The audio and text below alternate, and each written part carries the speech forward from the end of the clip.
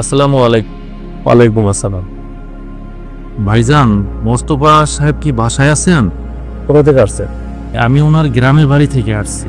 আমি ওনার বড় ভাই। আপনাকে তো কোনোদিন দেখি নাই। আসা তো হয় না ঢাকা শহরে, এই জন্য দেখেন নাই আপনি। আচ্ছা ঠিক আছে, আপনি দাঁড়ান, আমি স্যারের সাথে কথা বলি। ওকে স্যার, ঠিক আছে।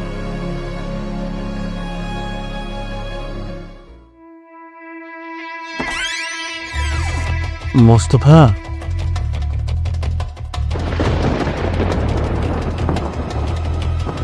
কি ব্যাপার?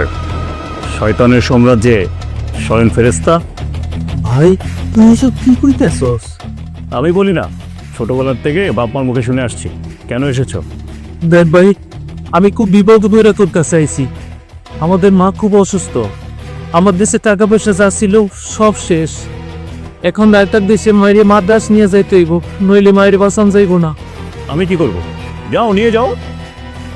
দেন ভাই, আমার কাছে সামর্থ্য থাকলে আমি তোর কাছে আইতাম না। তোরে তো আল্লাহ ধন সম্পত্তি অনেক দিছে। আমার সম্পত্তির প্রতি তোমাদের এত লোভ কেন? কোনো ভাই বা কোনো বাপ এসে আমাকে সম্পত্তি দিয়ে যায় নাই। আমি নিজের পরিশ্রম করে সম্পত্তি আমি জড়ো করেছি। এখান থেকে একটা টাকা তোমাদের জন্য যাবে না।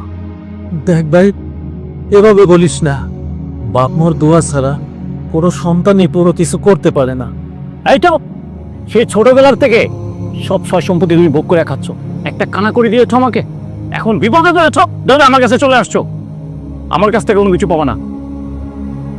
বড় স্বপ্ন নিয়ে তোর কাছে আইছিলাম, কিন্তু তার চেয়ে বেশি পাইছি।